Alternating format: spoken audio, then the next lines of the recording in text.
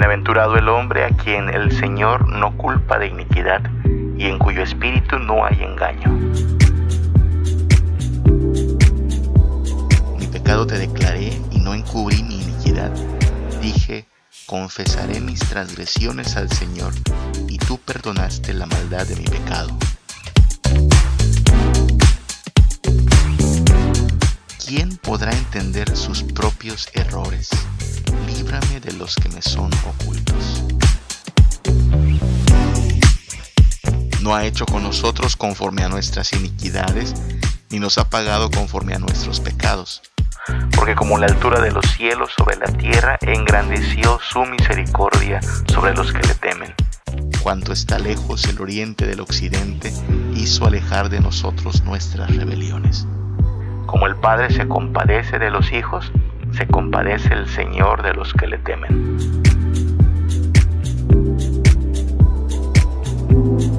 ¿Quién podrá entender sus propios errores? Líbrame de los que me son ocultos.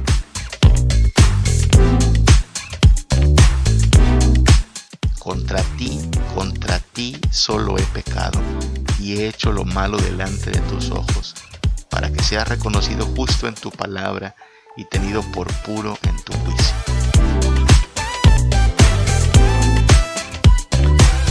¿Quién podrá entender sus propios errores? Líbrame de los que me son ocultos. Mas Dios muestra su amor para con nosotros en que, siendo aún pecadores, Cristo murió por nosotros.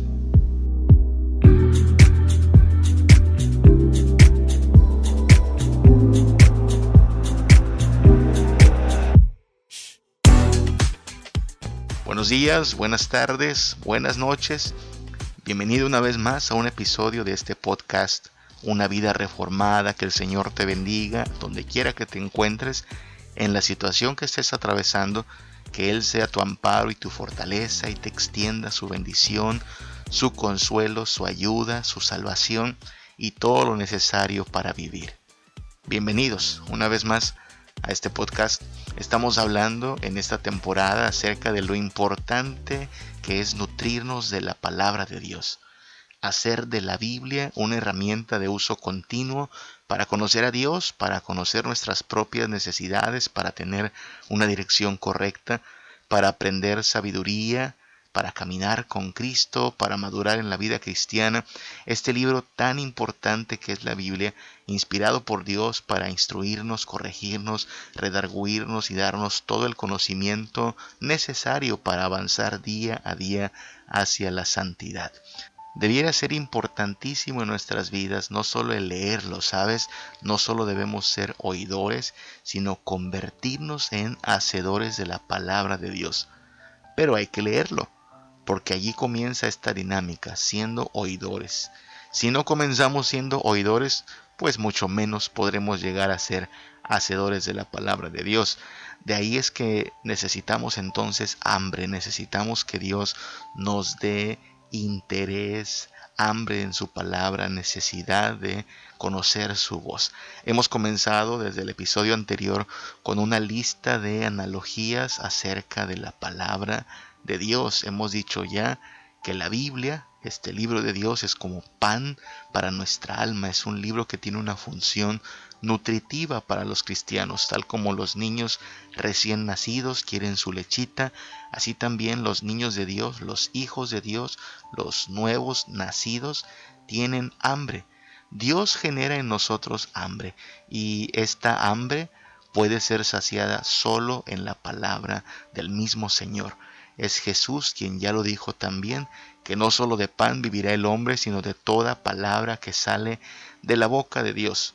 Pues bien, hoy vamos a considerar otra analogía. Estamos enunciando algunos de los muchos usos que tiene la palabra de Dios para nuestra vida. Juan Calvino, un gran teólogo en el pasado, enumeró 3 usos de la ley. Él decía que la ley tenía al menos 3 usos para la vida del cristiano. Y aunque estos 3 usos él los aplicó a la ley, específicamente a los mandamientos de Dios, en realidad son aplicables para toda la palabra. Él decía precisamente que la ley tiene un uso restrictivo. Ya hablamos también de eso en un episodio anterior, diciendo que la palabra de Dios es como un freno.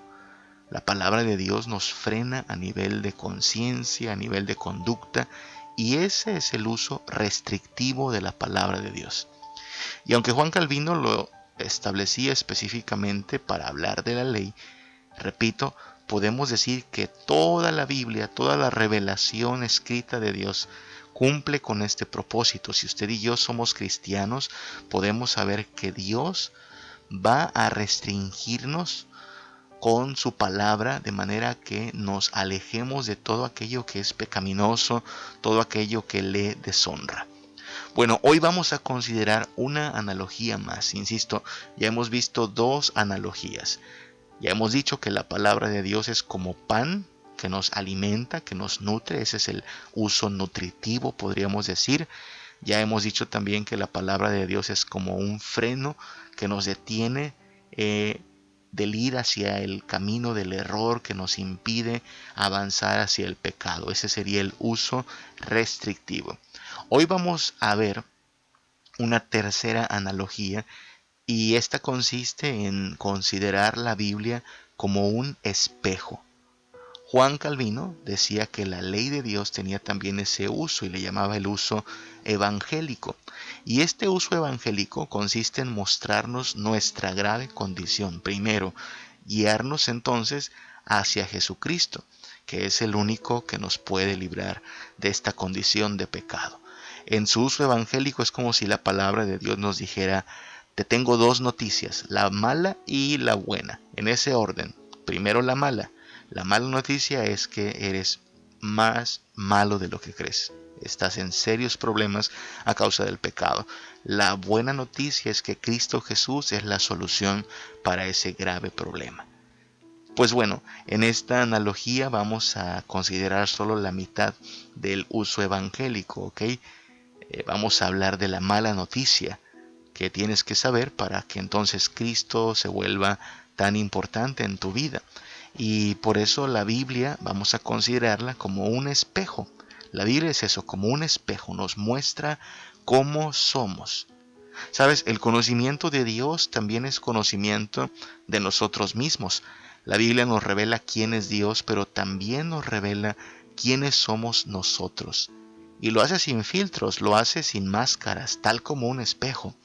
Si te tomas una foto con tu teléfono inteligente, tú ya sabes que hoy a muchos les gusta eliminar ciertos detalles de su rostro, mejorar un poquito la apariencia. Hay aplicaciones que tienen muchos filtros para dejarnos un poquito más claros de la piel, para borrar las líneas de expresión, para hacer parecer que los cachetes no están tan redonditos. Y eso, bueno, es parte de la cultura en que vivimos. Tristemente, la cultura actual le da mucha importancia a la apariencia, y las redes sociales se han vuelto un escaparate para la vanidad, para presumir el físico, para exaltar lo bonito que puede ser un rostro o un cuerpo. Y, sin embargo, puede ser muy engañoso. Ya sabes, mucha gente es una en sus redes sociales y en la vida real es totalmente diferente, pero principalmente viven de apariencia, y una apariencia con filtro. Bueno, la Biblia no hace eso. La Biblia no nos pone filtro, como tampoco lo hace un espejo. Que yo sepa, no se ha inventado un espejo con filtros. Y es que no tiene sentido. No tendría sentido, ya que el propósito del espejo es reflejar las cosas tal como son. Pues lo que queremos es que el espejo no mienta. Si allí hay una arruga, si hay un granito, si hay una marca en la piel, el espejo evidencia estas realidades. Y asimismo es como la Biblia también nos retrata a nosotros mismos, nos revela tal como somos. Por eso decimos que la Biblia es como un espejo. No nos dice lo que nosotros quisiéramos escuchar. A lo mejor nosotros quisiéramos escuchar que somos bonitos, que somos buena gente, que estamos bastante bien así, pero la Biblia lo que va a hacer es confrontarnos con nuestra realidad. Nos dice lo que somos, nos muestra nuestros defectos, la grave condición en que nos encontramos y nos revela cuán profundo es ese problema llamado pecado. Por eso esta analogía nos habla de la Biblia como si fuera un espejo, porque nos revela quiénes somos y nos da a conocer nuestra condición, nuestra problemática, a fin de que nosotros reconozcamos la gravedad y lo horrendo del pecado. He aquí entonces la primera parte de lo que llamaríamos el uso evangélico de la Biblia, lo que Juan Calvino llamó el uso evangélico. La Biblia, antes de llevarnos a Cristo, funciona como un espejo para revelarnos cuán grave es nuestra situación. Y entonces comienza con darnos primero que nada la mala noticia. Nos dice que no somos tan buenos como pensamos. ¿Sabes? Nosotros por lo general tendemos a pensar muy bien de nosotros mismos. Pensar en los demás es otra cosa. Si yo te pregunto, mira, ¿podrías decirme 10 defectos de tu esposo o 10 defectos de tu suegra o 7 defectos de tu jefe o tu patrón? Si te pones a elaborar una lista de los defectos de tus vecinos o incluso de tu padre y tu madre, a lo mejor podrías decir, mira, tengo mucho más que decir. La lista es mucho más grande que solo hablar de 10 defectos. Mi suegra es un estuche de defectos, mi esposa en realidad es insoportable con tantos defectos que tiene. Quizá sí, me podrías enumerar todas las cosas malas que hace la gente a tu alrededor. Podrías decirme muchas cosas malas acerca de ellos. Pero si luego te pregunto acerca de ti mismo, oye, dime 10 defectos que hay en ti, quizá en nuestra arrogancia saldríamos con aquello de, bueno, yo no tengo tantos defectos, no soy una persona tan complicada, no soy tan malo, ¿sabes? En realidad soy un pecador promedio. No tengo tanta maldad, no tengo tantos defectos, quizá uno que otro defectito por allí, pero no es para tanto. ¿Te das cuenta? Esta es generalmente la actitud que tenemos hacia nosotros mismos. Somos más flexibles, somos más condescendientes, tendemos a pensar muy bien cuando se trata de nosotros mismos. Pero lo que va a hacer la Biblia, la palabra de Dios, esta palabra de verdad, es cumplir con esta función evangélica y primero que nada destruir ese ego, arruinar nuestra vanidad, demostrarnos que no somos tan bonitos como pensamos, no somos tan buenos como creemos, no somos tan buena gente como tratamos de aparentarlo, somos malos en realidad, somos perversos, somos egoístas, somos idólatras, somos personas que maquinamos cosas malas. A lo mejor aparentamos muy bien, pero tú y yo sabemos que somos personas con serios problemas de maldad.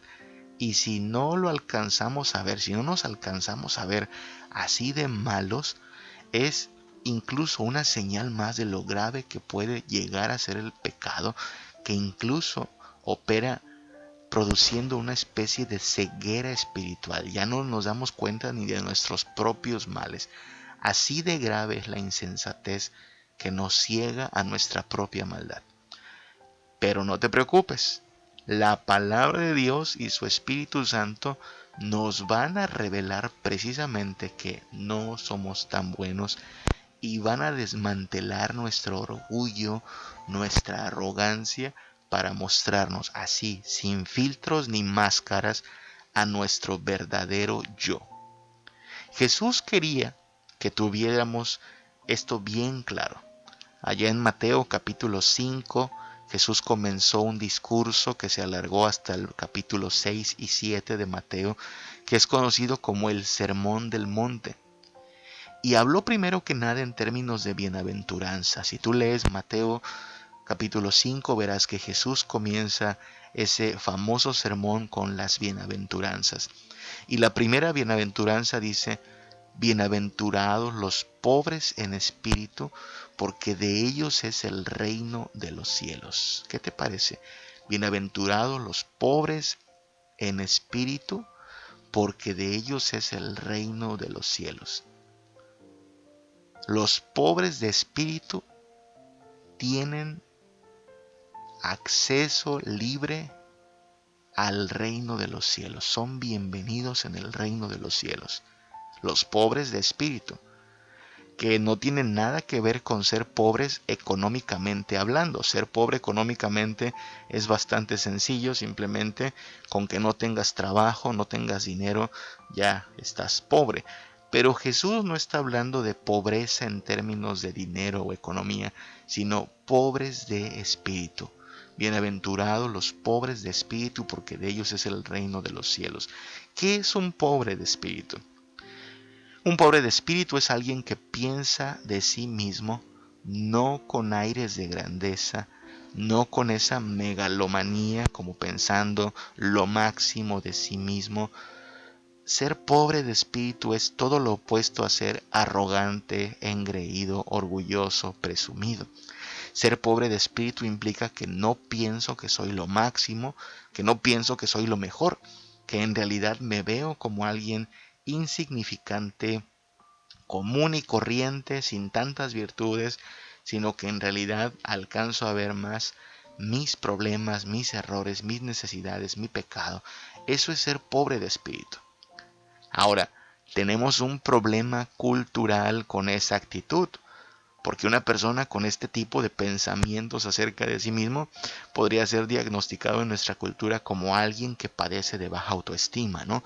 Si alguien dice, no valgo nada, soy una persona mala, en realidad no tengo mucho potencial, la gente que escuche a alguien hablar así le diría, oye, quiérete tantito, ámate más a ti mismo.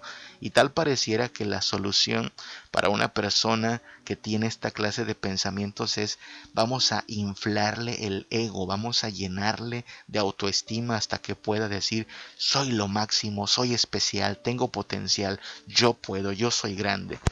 Pero esto es lo que no hace la Biblia, aunque claro, es lo que sí hacen los motivadores, los conferencistas que hoy se dedican a dar estas charlas de coaching motivacional y le dicen a la gente, tú eres lo máximo, tú eres especial, casi te dicen que eres la última Coca-Cola del mundo. Y esto es lo que Jesús no quería que pasara. Porque Él quiere que entendamos que al reino de los cielos no se entra con aires de grandeza, no se entra con actitud de diva, con actitud de lord. Al cielo entramos no pensando que somos lo máximo, sino pensando que estamos en serios problemas de los cuales solo Cristo nos puede librar. Al cielo no se entra creyendo que Dios nos miró y miró nuestro gran potencial. ¿Qué gran potencial? ¿Gran potencial para qué? Si tenemos gran potencial es para el pecado. Somos capaces de hacer las peores cosas que puedas imaginar. E incluso cosas que no puedes imaginar, pero somos capaces de toda la maldad. Pero fuera de eso, permíteme lo pongo en estos términos, Dios no está impresionado con nosotros los humanos. Dios no nos ve y dice, wow, qué grande es el ser humano, qué bonito y especial es en su estado natural. Los necesito. No, Cristo no vino a causa de nuestro potencial humano, sino a causa de nuestros pecados. Estábamos hundidos en el pecado, perdidos, condenados, y puesto que nadie de nosotros podía resolver el problema del pecado por sí mismo, Él vino a resolverlo en nuestro lugar. Entonces, eso va a hacer la Biblia, va a decirnos, mira, primero que nada tienes que ser pobre de espíritu. Si tú tienes una actitud de arrogancia, de que te crees lo máximo, de que das tus aires de grandeza, lo que va a pasar es que Dios tiene que desinflar esa actitud para que tú puedas entrar al reino de los cielos.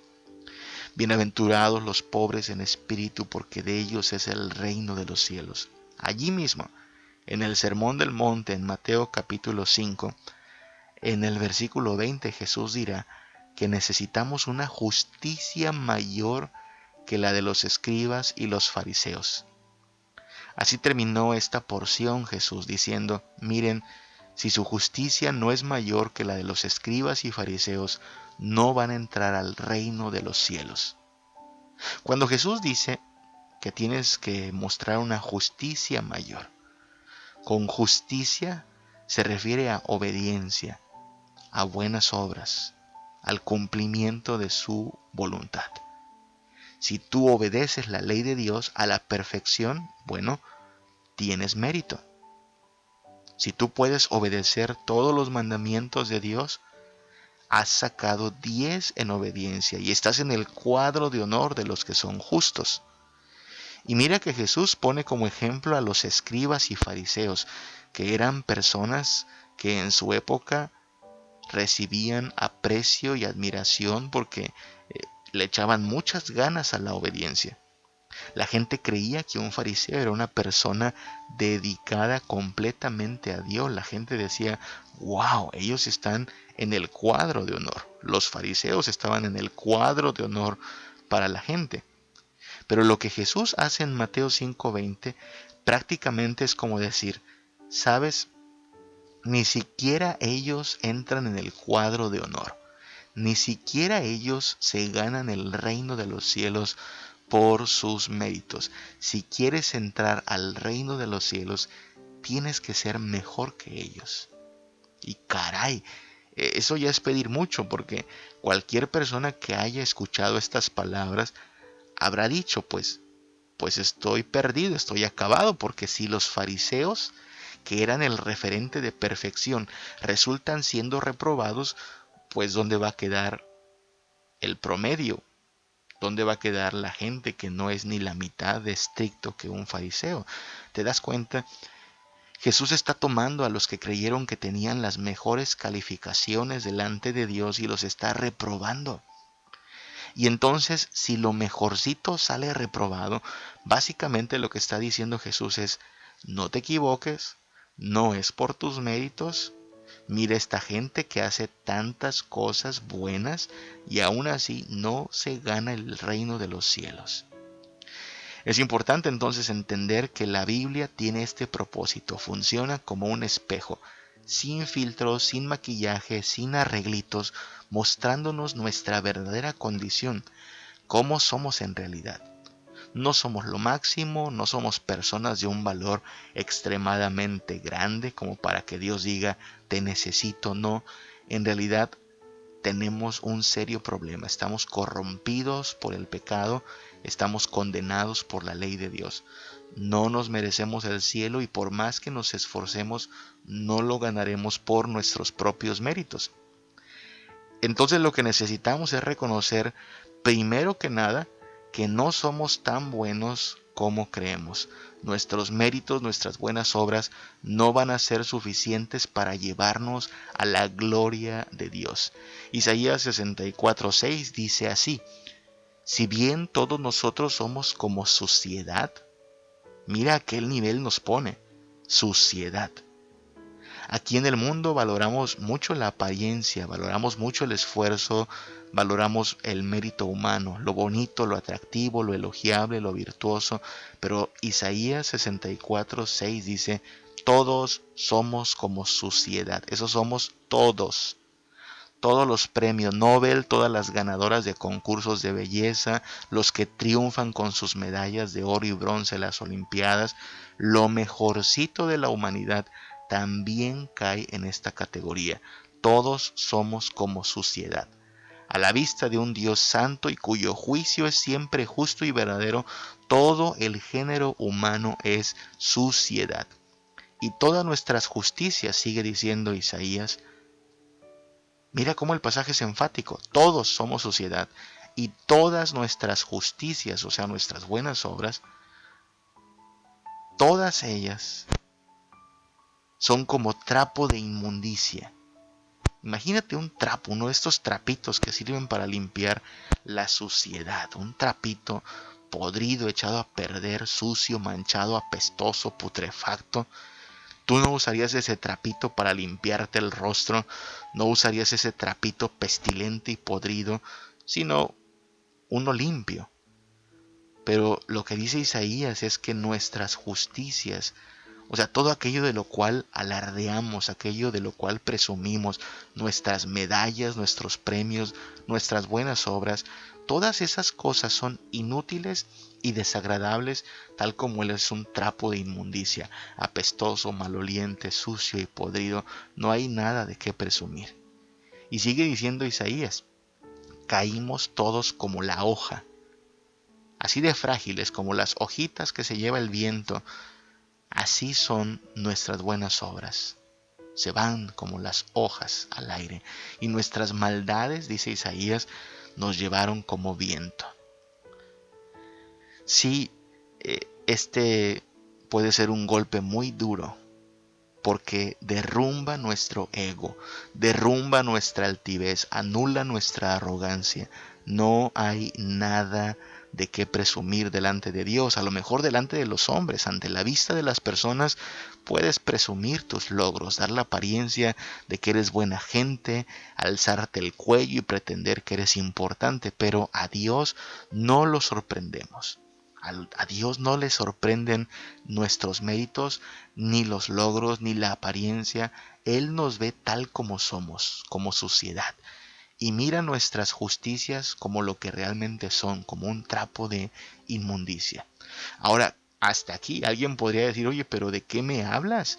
Yo creí que la Biblia tenía un mensaje positivo y optimista, lleno de esperanza, y me sales con esto. En vez de hacerme pensar cosas bonitas, me haces tener temor, porque si no soy tan bueno, entonces, ¿qué me va a pasar? Me haces sentir mal conmigo mismo al decirme todo esto. Y bueno, es que allí es donde comienza el proceso de entender el Evangelio. El Evangelio no es para personas que se sienten bien consigo mismas. Si tú te sientes bien contigo mismo, no necesitas el Evangelio, no necesitas salvación, no necesitas perdón de pecados. Es que el Evangelio no es para personas que se creen lo máximo. Si te crees lo máximo, no necesitas un redentor, ya eres alguien grande, ya eres una estrella. Pero lo primero que tiene que hacer Dios para que entendamos la grandeza del Evangelio es confrontarnos con la gravedad de nuestro pecado. Y eso es lo que hace con su palabra y con su Espíritu Santo. La palabra de Dios por eso tiene este propósito de reprendernos, de mostrarnos nuestra verdadera condición, de decirnos, mira, no eres tan bonito como crees, mírate bien al espejo, ese eres tú. No el que pretende ser ante la vista de las personas. El disfraz de buena gente con bonito carácter y bonitos atributos, ese no es verdad. Mírate en el espejo de la palabra de Dios tal como eres. Deja de pretender, deja de fingir, date cuenta que no eres lo máximo, date cuenta que no eres perfecto, date cuenta que eres pecador y que necesitas a Cristo Jesús. Este es el uso reprensivo de la ley y de la palabra de Dios. Reprendernos, mostrarnos la gravedad de nuestra condición. Ahora, ¿por qué termina siendo esto algo bueno?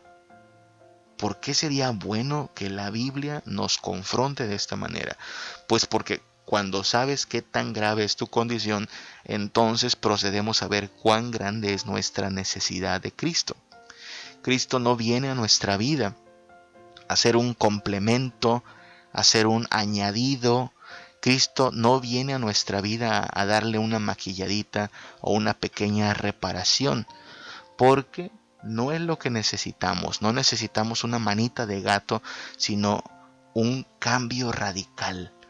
Necesitamos una obra completa de restauración. Pero si no te das cuenta de esta condición, entonces no vas a valorar la obra de Cristo.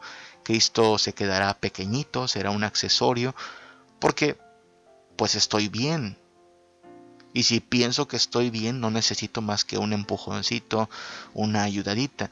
Pero no, cuando te das cuenta de que estás en bancarrota y de que no vales nada, cuando sabes que en realidad eres como basura y como un trapo de inmundicia, entonces, caray, Cristo es lo que necesitamos y no necesitamos nada más tantito de Él, sino que obre en nuestra vida a profundidad, con todo su poder en todo nuestro ser y con toda su gracia.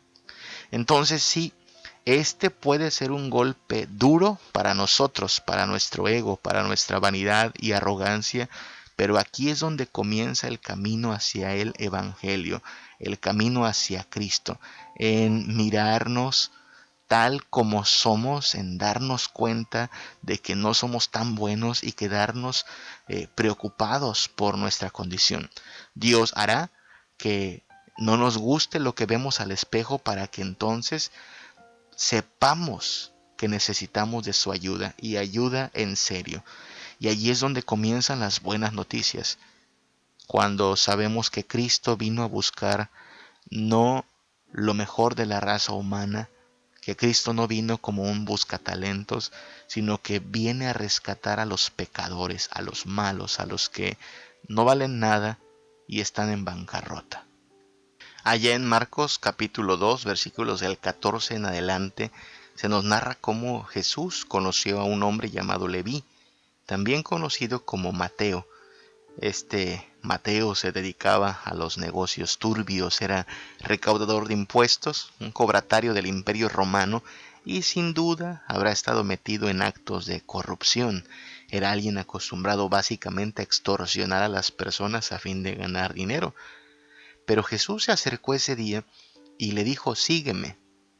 Y Leví, Mateo, siguió a Jesús, lo dejó todo, dejó sus ganancias, dejó su empleo que le daba grandes dividendos y se convirtió en un discípulo de Jesús. Ese día estaba contentísimo de que Jesús lo hubiera llamado como seguidor. Y entonces este Mateo, gozoso, hace una fiesta y obviamente en su fiesta pues están sus amigos. Pero dime, ¿a qué clase de amigos invitas si eres un ex mafioso? ¿A qué clase de amigos invita un ex mafioso a su fiesta? Pues a los mismos mafiosos con los cuales convivía, a los mismos compañeros de negocios. Así es que en esa fiesta se encuentra Jesús con su nuevo discípulo, pero estará llena de publicanos, de recaudadores de impuestos, tal como Leví mismo lo era. Y por allá en otra esquinita están los escribas y los fariseos, estos personajes que se creían pues lo máximo, aquellos que pensaban que por su intento de obedecer la ley de Dios ya eran aprobados y perfectos, y están juzgando no solo a Mateo y sus amigos, sino juzgando también a Jesús. Ellos que se creen lo máximo, que se creen la perfección, no pueden ver cómo Jesús, quien se supone es tan bueno, está comiendo con esa gente tan mala. Los fariseos se preguntan: ¿por qué Jesús come y bebe con estos pecadores, con estos publicanos? Mira la arrogancia. Tú puedes imaginarte a Jesús en la mesa con Mateo, a quien acaba de llamar a la salvación, sentado con los amigos de Mateo. La estarán pasando bien. Para ellos también podría haber salvación. Si se rinden en fe y arrepentimiento, hallarán salvación. Pero en aquella esquina están los señores fariseos criticando, juzgando por qué Jesús se junta con pecadores. Y entonces, cuando Jesús nota esta clase de reclamos, dirá estas hermosas palabras. Y son hermosas porque están llenas de esperanza para ti, para mí, si nos vemos tal como somos, pecadores en bancarrota. Marcos 2:17 dice estas palabras, las palabras que Jesús dijo ante los reclamos de los fariseos: los santos no tienen necesidad de médico, sino los enfermos. No he venido a llamar a justos, sino a pecadores. Estas palabras han de haber sido muy, muy duras para los fariseos. Lo que está diciendo Jesús es: bueno, si ustedes se ven como lo máximo, si ustedes se ven a sí mismos como justos en potencia, no necesitan de mí. Y yo no vine por ustedes, yo no vine a buscarlos a ustedes, los perfectos no. Vine a llamar a los pecadores, a los perdidos, a los que no valen nada, a los condenados, a los malditos. Vine por ellos. Los santos no necesitan de un perdonador, tal como Los enfermos no necesitan ir al doctor, ellos ya están sanos. Los sanos no necesitan ayuda. Son los enfermos los que buscan la ayuda del doctor. ¿Te das cuenta? Lo que está diciendo Jesús es, en esta fila solo se forman los pecadores. Esta fila es para que se formen los que ya se dieron cuenta de que no están sanos. Esta fila es para que se formen los que se dieron cuenta de que no son justos. Y yo estoy llamándolos a ellos, a los pecadores. ¿Qué ha hecho Jesús con esta declaración? Pues acaba de confrontar a los fariseos y acaba de ponerlos en la necesidad de definir ¿qué soy? ¿Soy justo o soy pecador? Y eso es lo que hace también con nosotros mismos, nos confronta, de manera que tenemos que decidir qué somos. Cuando me miro a mí mismo al espejo, ¿me gusta lo que veo? ¿Estoy orgulloso de lo que veo? Digo, wow, eres lo máximo.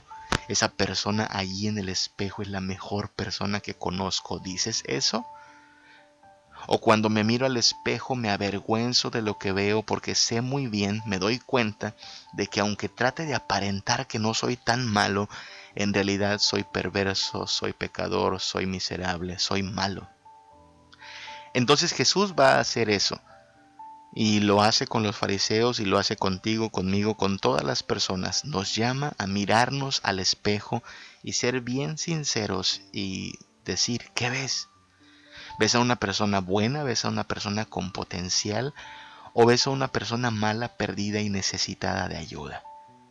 Y podrás decir, pero ¿por qué esto sería algo bueno? Otra vez me hace sentir mal. Pero es que allí es donde comienzan las buenas noticias, que Jesús no vino a llamar a justos, sino a pecadores.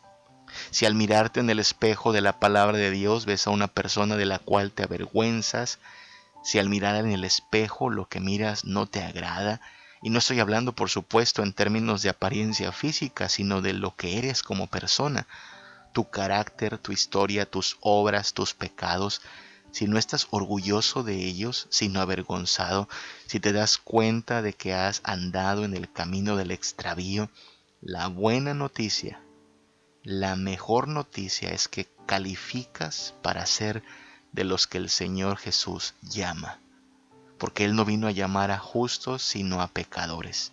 Romanos 5:8 dice que Dios muestra su amor para con nosotros en que siendo aún pecadores, Cristo murió por nosotros. Siendo aún pecadores, Cristo murió por nosotros. Sí, Cristo te vio pecador.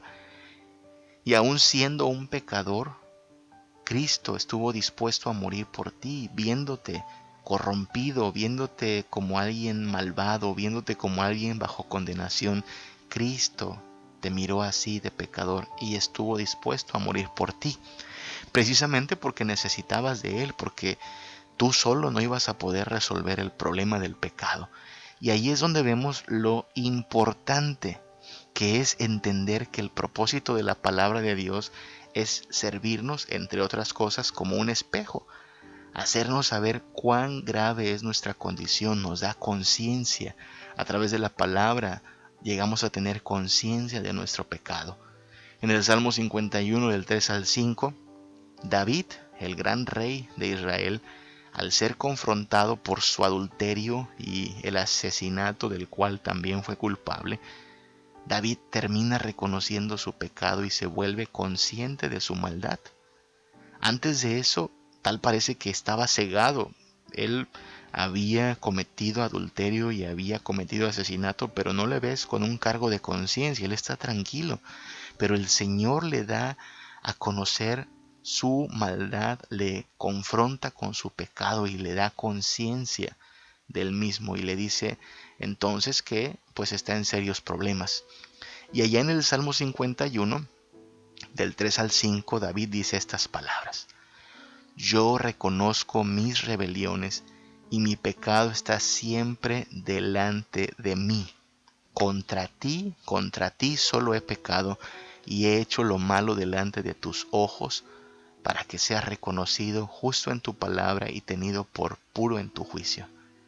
He aquí, en maldad he sido formado y en pecado me concibió mi madre. ¿Qué está pasando en la vida de David? Bueno, que está teniendo conciencia de su pecado. Y el Evangelio comienza con hacernos conscientes de nuestros pecados, que reconozcamos nuestra maldad. Yo soy malo, yo me he rebelado, tu juicio es justo, Señor. No tengo nada que decir, no hay excusas ni pretextos, soy culpable. Y desde que tengo memoria soy culpable, vaya, como dice David, en maldad fui formado, fuimos concebidos en maldad. Así es que todo lo que hemos hecho antes de Cristo es andar extraviados.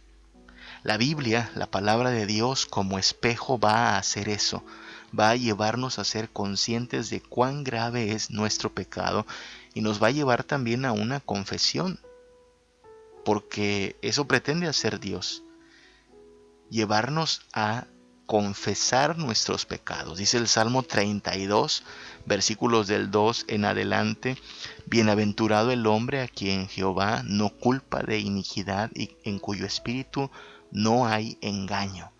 Eso es lo que quiere hacer Dios, que dejemos de engañarnos y de mentirnos a nosotros mismos con ese tipo de pensamiento de eres lo máximo, eres bueno, eres magnífica persona, tienes un gran potencial. No, ya no me quiero engañar, no soy lo máximo, no soy bueno, en realidad soy malo, soy pecador. Mientras callemos esta realidad, no va a haber prosperidad en nuestra vida. Mientras tratemos de ocultar nuestra maldad, mientras tratemos de disimular nuestro extravío, no habrá bendición. Pero dice el Salmo 32:5, mi pecado te declaré y no encubrí mi iniquidad. Dije, confesaré mis transgresiones a Jehová. Y tú perdonaste la maldad de mi pecado. ¿Te das cuenta? Cuando nos vemos así, como somos, pecadores reprobados sin mérito alguno, y ya no encubrimos nuestra iniquidad, sino que decimos, confieso que soy malo, ya me cansé de fingir que no lo soy, ya me cansé de ocultar mi pecado. Cuando confiesas tus transgresiones a Jehová, Él perdona nuestros pecados. Este es el propósito de la confesión, es como una entrega voluntaria diciendo, ya no quiero fingir. Y mira que la confesión no consiste en darle por fin a Dios nuestra declaración de culpabilidad. Por favor, Él sabe que somos culpables. Nuestra confesión no ocurre porque Dios necesite que confesemos nuestro pecado, sino que nosotros necesitamos vernos así, en bancarrota. Aceptar que estamos extraviados y perdidos, porque entonces nuestro único recurso, nuestra única esperanza estará en Jesucristo. Y a partir de allí, a partir de que somos conscientes del pecado y confesamos nuestras faltas y vamos a Cristo en busca de ayuda, allí comenzará una lucha contra el pecado y va a durar todo lo que dure nuestra estancia en esta tierra, en espera de Cristo. Esta batalla contra el pecado es una batalla constante, pero la palabra de Dios seguirá teniendo esa función de reprendernos, de revelarnos tal como somos. La palabra de Dios irá revelándonos qué tan grave es el pecado.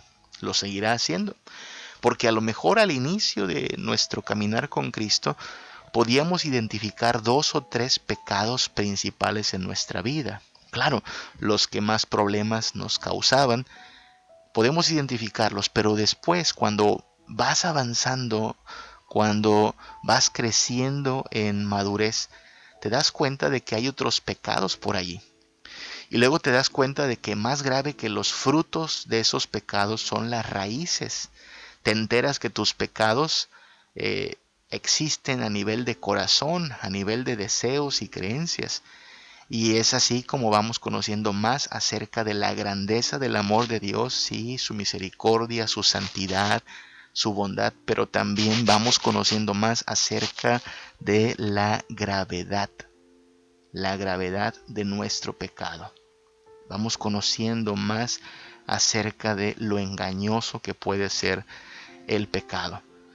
En eso consiste la madurez cristiana, en conocer más a Dios y conocernos también más a nosotros mismos y por ende conocer más de nuestro problema, que es el pecado. Y no es que querramos pecar más, sino que queremos eliminarlo de nuestras vidas. Todo el pecado que se pueda erradicar de nuestra vida, tanto como podamos hacerlo en esta vida, a fin de ser santos. Mira, el Salmo 19, versículo 12, dice: ¿quién podrá entender sus propios errores? Es una pregunta. ¿Quién puede entender sus propios errores?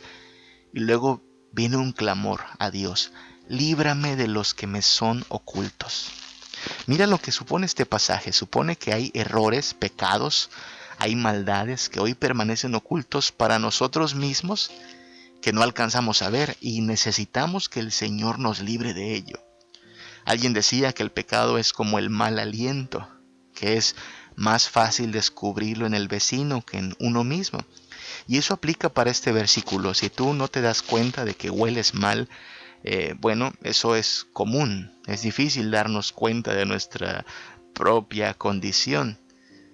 Pero la palabra de Dios es como nuestro vecino, que sí lo puede notar. Dios lo nota, por supuesto, y por medio de su palabra nos confronta como si fuera un espejo, nos ayuda a ver nuestra condición. Eso es lo que va a pasar. La Biblia nos va a dar conciencia de pecado, nos va a guiar a la confesión de pecado y nos va a dar revelación. Nos dirá: mira, esto también está mal, esto también es impiedad, esto también debes sacarlo de tu vida, esto no le agrada a Dios. Y allí es donde la Biblia funcionará como espejo por el resto de nuestra vida en Cristo.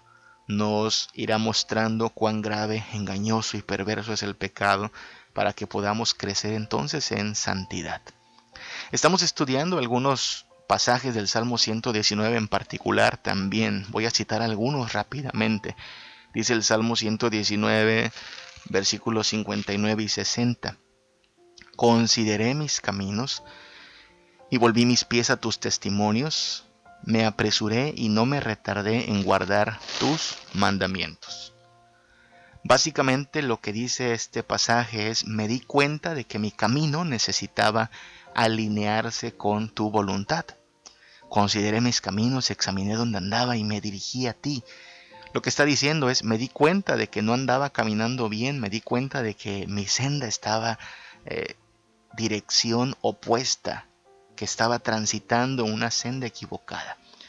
¿Y dónde tenemos nosotros el referente de lo que es correcto, lo que es verdadero? Pues en la palabra de Dios, en su ley, su perfecta voluntad. Así es que necesitamos que en algún momento alguien nos diga: mira, hey, así no se hace, estás equivocado. Tú no tienes la razón, Dios la tiene, así es que debes alinear tu voluntad con la voluntad de Dios. Y eso es lo que hace la Biblia, la palabra de Dios. Como un espejo nos reprende, nos confronta, nos dice: tú no estás bien, no es por ahí, así no se hace. Salmo 119, versículos 66 al 67 es un clamor: enséñame buen sentido y sabiduría, porque tus mandamientos he creído. Antes que fuera yo humillado, descarriado andaba, mas ahora guardo tu palabra. Esto es hasta una especie de testimonio, ¿no? En este versículo, el salmista dice: yo andaba descarriado, pero ahora guardo tu palabra. Andaba descarriado, pero ahora ando alineado con tu voluntad. ¿Y qué pasó entre lo uno y lo otro? ¿Qué pasó entre el andar descarriado y ahora caminar en la verdad, en la luz? El versículo 67 lo dice: fui humillado. Allí es donde nos lleva el Señor cuando nos llama a ser salvos. Nos humilla, sí. Nos tiene que humillar, nos muestra que no somos buenos, nos muestra que no somos los mejores o las mejores personas, que no estamos libres de culpa, nos humilla. Derrumba nuestro ego, porque al reino de los cielos no se entran con aires de grandeza, sino que se entra humillado, reconociendo que no somos nada, que necesitamos a Cristo. Dios hace esta obra. Nos humilla, no porque quiera nuestro mal, sino todo lo contrario, porque no quiere que nos engañemos a nosotros mismos pensando que somos demasiado buenos, creyendo que nos merecemos el cielo, cuando en realidad vamos camino al infierno, mereciendo la ira y la condenación. Y es como si Dios nos dijera: mírate cómo estás, mírate cómo eres en realidad, estás descarriado. Y al darnos cuenta de la terrible condición, entonces vamos a Cristo en fe y arrepentimiento. Salmos 119, versículo 155. Dice: lejos está de los impíos la salvación, porque no buscan a Dios, no buscan sus estatutos. Los impíos están lejos de la salvación. Y la forma de acercarnos a la salvación es buscando los estatutos del Señor, atendiendo a su revelación. Pero esa revelación de Dios, primero que nada, nos va a humillar. Entonces el impío tiene que decidir: ¿me seguiré engañando, pensando que soy bueno, creyendo que no necesito cambiar? ¿O me humillaré y me someteré a esta voluntad de Dios porque necesito ayuda, necesito ser limpio, necesito perdón? Y es allí donde, además de confrontarnos con nuestro pecado, la misma palabra de Dios nos consuela, mostrándonos el remedio para nuestro pecado. Luego de las malas noticias, el Evangelio nos dice las buenas noticias, que Cristo no vino a llamar a justos, sino a pecadores al arrepentimiento. Dice el Salmo 113, del 10 al 13, que Él no ha hecho con nosotros conforme a nuestras iniquidades, ni nos ha pagado conforme a nuestros pecados. Porque como la altura de los cielos sobre la tierra, así engrandeció su misericordia sobre los que le temen. Cuanto está lejos el oriente del occidente, hizo alejar de nosotros nuestras rebeliones. Como el Padre se compadece de sus hijos, así se compadece Jehová de los que le temen. Miren lo que dice este pasaje. Dice que no ha hecho con nosotros conforme a nuestras iniquidades, es decir, no nos ha dado lo que merecemos, no nos ha pagado conforme a nuestros pecados. Porque como la altura de los cielos sobre la tierra, así engrandeció Jehová su misericordia sobre los que le temen. Tan lejos como está el oriente del occidente, así hizo alejar nuestras rebeliones. Estas son las buenas noticias del Evangelio. Que este Dios castigador, santo, lleno de ira contra el pecado y el pecador, decide tratar con compasión a todos aquellos que, reconociendo su pecado y que vienen a Él en arrepentimiento y humillación, reconociendo que no tienen nada, despojados de toda arrogancia, jactancia, orgullo y vanidad, le extienden sus manos en busca de auxilio, consuelo y salvación. Entonces necesitamos que Dios siga haciendo esto con nosotros.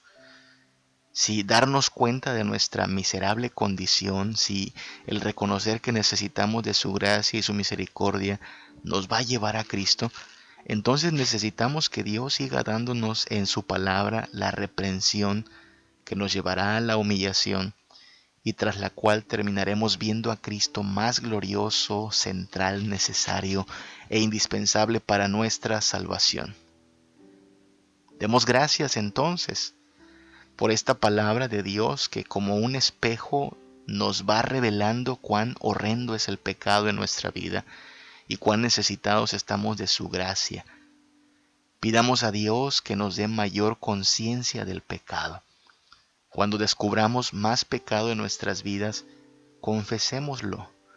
Vivamos en arrepentimiento continuo, confesemos el pecado, llamándole a las cosas por su nombre, no simulando, no aparentando, sino confesándolo y apartándonos de toda iniquidad. Pidamos a Dios que nos siga revelando nuestros errores ocultos para crecer de esta manera en santidad y disfrutemos este asombroso y bendito consuelo. La buena noticia de que Cristo no vino a llamar a justos, sino a pecadores al arrepentimiento. Él no es un buscador de talentos, es un buscador de perdidos. La buena noticia es que si tú y yo somos pecadores, hay lugar para nosotros en su reino. Por Él somos salvos, Por Él somos perdonados, por Él somos transformados. Su palabra nos va a revelar la verdad acerca de Dios y la verdad acerca de nosotros mismos, y la verdad nos hará libres. Que el Señor te bendiga y te guarde. Cuando pienso en tu amor tan bello y te veo a ti en santidad, y tu divinidad excede las riquezas de este mundo. Cuando te siento en mi corazón, cuando me llamas con tu amor, cuando todo está